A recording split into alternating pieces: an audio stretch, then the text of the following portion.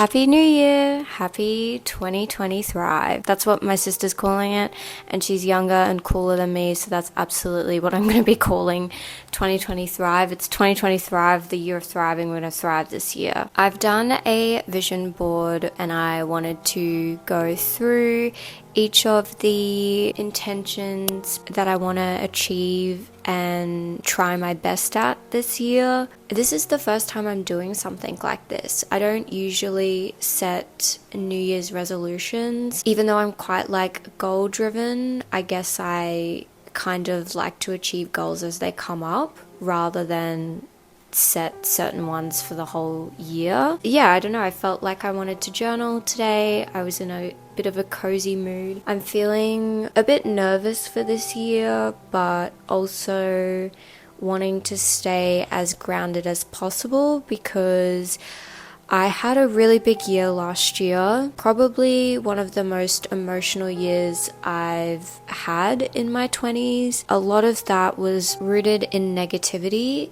and whilst there were some really great things that happened, I think towards the end I really lost myself. And I think with this new year, I've got a big change and transition happening in my life. I've got a new job, and naturally I kind of just want to ride that new wave and energy as much as I can and really work on new practices. Let's go through some of the things that I've written down.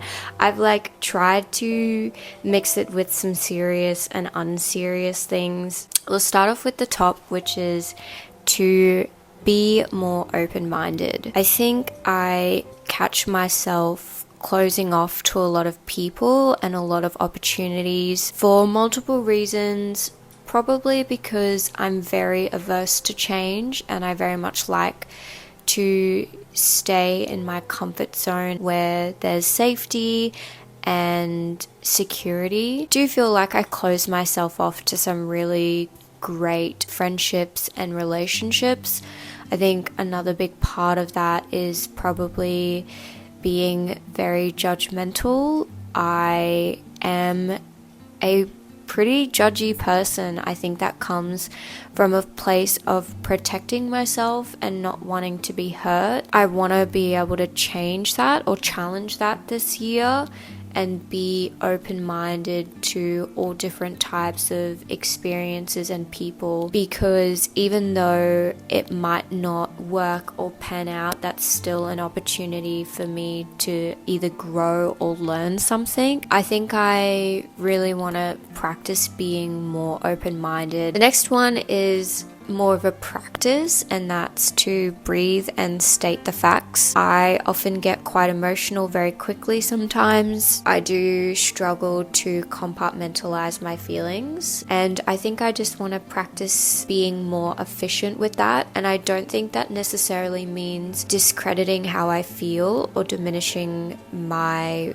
really big emotions. I think it's just trying to find better ways to process them and not be so reactionary to things. Sometime last year, something happened and I was faced with a very big situation that left me quite panicked, and I remember calling someone that I look up to. I think because I was so panicked and feeling a lot of things, I wasn't really stating the facts, and things were coming from more of an emotional angle. The person on the phone just was like, okay, let's breathe and state the facts, this has happened, and this has happened.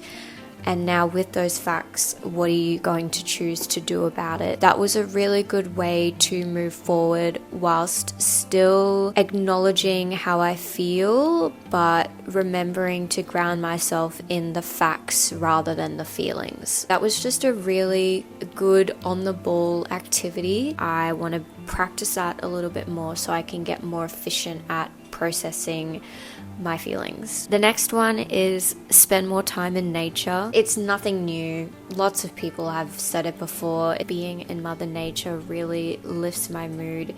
It boosts some sort of serotonin that may be lacking sometimes. Having the the data to prove that times where I've felt either sad or upset or stressed and I've gone and spent time in nature, I've not only relaxed, but I've felt so much better and so much happier and so much more hopeful for the future. And I think the hopeful part is the really important part. The next one sounds pretty lame, but it's to finish reading one book. Like, this might sound like a really easy task to a lot of you, but I find it really hard to put the time aside to read. There are other things that I prioritize in my life a lot more over reading. For a lot of people, it's escapism, and for me, it's not. It's not second nature for me to pick up a book and start immersing myself in a completely different world. I've chosen a book that I want to start and finish. Whilst that it might be something that you could do in a week, I think a reasonable amount of time for me is a year. The next one is have fun with your current wardrobe. I have really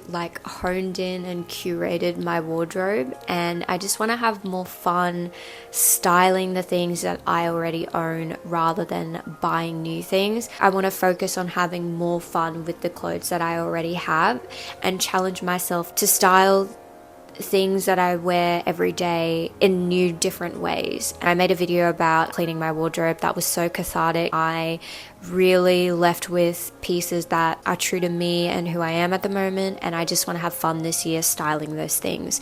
Spend less time building my wardrobe and instead focus on curation and elevation and having fun with what I already have. The last little intention, I guess, and this is like a pretty vulnerable one, it's learn to love your grey hairs.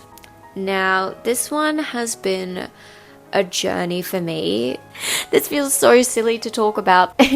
None of my peers are going through this, so I really feel alone in this journey. I have felt very self-conscious about my grey hairs.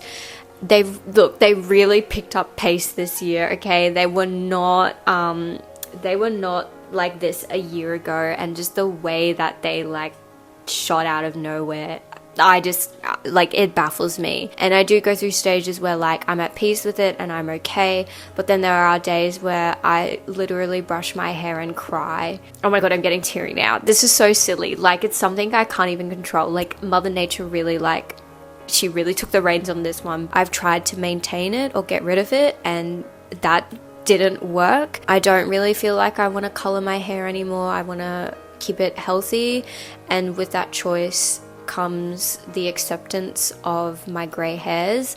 This year, I really just want to learn to love them. I've printed a picture of Claire Saffitz from Bon Appetit when she was on that channel. I just think she's so beautiful and so elegant, and she's got that beautiful strip of white hair. I'm really praying that that's how they'll end up looking. But at the moment, they are very sporadic and they don't have a particular pattern, but they're there. Honestly, out of all of these intentions and goals, that one's gonna be the most challenging, because I don't think it's gonna be a very linear progression. It's not like finishing my book where I'm oh yep, done one chapter. It's this one is going to be days where it's totally fine, and then there's going to be days where I feel really self-conscious about it. But I think if I can come back to loving my grey hairs, I think that would be a beautiful thing for me to achieve by the end of this year. Those are my intentions and practices this year. Talking about the creative side of it now, all of the images that I used for my journal spread I got from Public Works. Public Work is a visual search engine for public domain content. So all of these images are free to use with no copyright. It's a beautifully designed website, so easy to use. I remember just clicking on one of the images and then it suggested a whole bunch of other images that kind of fit the same style and aesthetic. I highly recommend this tool. It's my favorite website at the moment. Please share some of your visions for 2025. I'd love to hear them. If you want to join the Chubby Calico Club, you can subscribe to my YouTube channel. All of my collages and journal spreads are posted on my Instagram at chubbycalico_. I've got a really exciting video in the works next week, which I'm so excited to share because there's a little gift for everyone in there, which I have been furiously working at, and it's kind of a big project for me, but I'm so excited to be putting it out into the world, so stay tuned for next week. I can't wait to upload next week's video. I hope you achieve all the things you set for 2025. It's going to be a thriving year. It's 2020 Thrive, so see you next week. Bye.